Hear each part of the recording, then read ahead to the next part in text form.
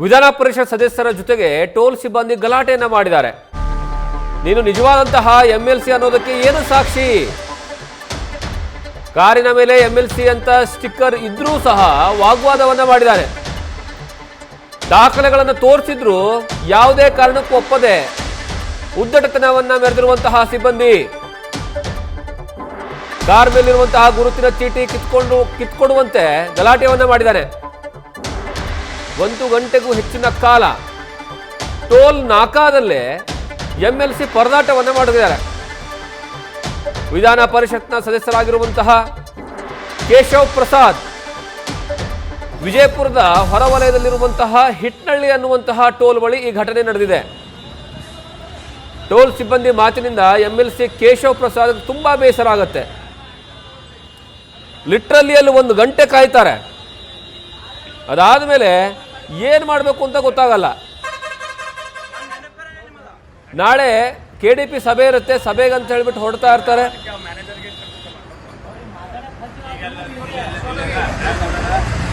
Manager ಮೇಲೆ action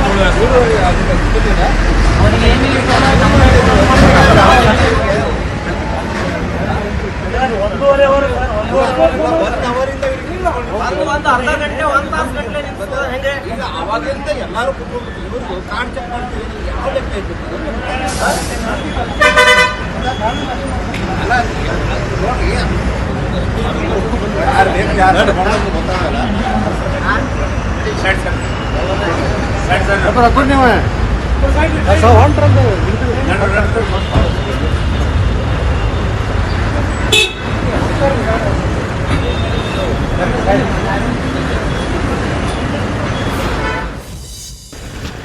ಅದೇ ಇವತ್ತು ನಾನು ಬಿಜಾಪುರದ KDP ಸಭೆ ನಾಳೆ ಇರೋವಂಥದ್ದು ಏನಿದೆ ಅದಕ್ಕೆ ಹೊರಟಿದ್ದೆ.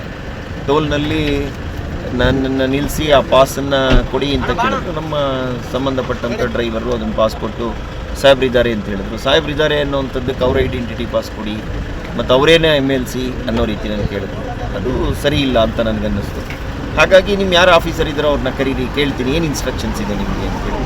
ಸಂಬಂಧಪಟ್ಟಂಥ ಇನ್ಸ್ಟ್ರಕ್ಷನ್ಸ್ ಆ ರೀತಿ ಇದ್ದರೆ ನಾನು ಅದನ್ನು ನೋಡಿ ಅದ್ರದ್ದು ರೀತಿಯಲ್ಲಿ ನಡ್ಕೋತೀನಿ ಅನ್ನೋಂಥದ್ದು. ಪಾಸ್ ಅಲ್ಲ, ನನ್ನ ಕಾರ್ ಪಾಸು ಮತ್ತು ನನ್ನ PAದು ಮೊಬೈಲ್ ಕಸ್ಕೊಂಡು ಯಾರನ್ನ ಬೇಕಾದ್ರೂ ಕರೆಸ್ಕೊಳ್ಳಿ, ನಾವು ನಮ್ಮ ಆಫೀಸರ್ಗೆ ಹೇಳಿದ್ದೀವಿ, ಅವ್ರು ಬಂದು ನಮ್ಗೆ ಇನ್ಸ್ಟ್ರಕ್ಷನ್ಸ್ ಕೊಡೋ ತನಕ ನಿಮ್ಮ ಕಾರ್ ಬಿಡಲ್ಲ ಅಂತ ಹೇಳಿದ್ರು.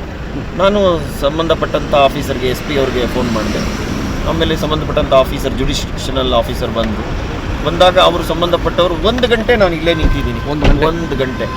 1 ಗಂಟೆ ಆದಮೇಲೆ ಅವ್ರು ಬಂದು ಸಾರಿ ಕೇಳಿ ಈ ರೀತಿ ಆಗಿದೆ, ನಮ್ಮ ಸ್ಟಾಫ್ ನಡ್ಕೊಂಡಂಥ ರೀತಿ ಕ್ಷಮೆ ಕೊಡಿ ಕೇಳಿ ಅಂತ.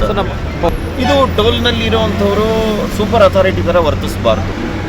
ಅಂದರೆ ಅವ್ರಿಗೆ ಹಣ ತೊಗೊಳಕ್ಕೆ ಅಧಿಕಾರ ಇದೆ. ಆದರೆ ನಮಗೆ ಕಾರ್ಗೆ ಒಂದು ಎಕ್ಸಂಪ್ಷನ್ ಕೊಟ್ಟಿದ್ದಾರೆ ಅಂದರೆ ಅದನ್ನು ಹಾನರ್ ಮಾಡಬೇಕು. ಇಲ್ಲದಿದ್ದರೆ ಸರ್ಕಾರಕ್ಕೆ ಬರೀಬೇಕು, ಈ ರೀತಿ ನಾವು ಹಾನರ್ ಮಾಡೋಕ್ಕಾಗಲ್ಲ ಅಂತ. ನಾವು ಅದನ್ನು ಅವಾಯ್ಡ್ ಮಾಡ್ತೀವಿ. ಹಣ ಕೊಟ್ಟು ಹೋಗಬೇಕು ಅಂತಂದರೆ ಅದಕ್ಕೆ ಹಣ ಕೊಟ್ಟೇ ಹೋಗ್ತೀವಿ. ಇವಾಗ ಏನಿದೆ ಫಾಸ್ಟ್ ಆಗಿದೆ ಅದನ್ನು ಖರೀದಿ ಮಾಡ್ತೀವಿ. ನ್ಯೂಸ್ ಫಸ್ಟ್ ನಿರ್ಭೀತಿಯಿಂದ ನಿಮ್ಮ ಪರವಾಗಿ.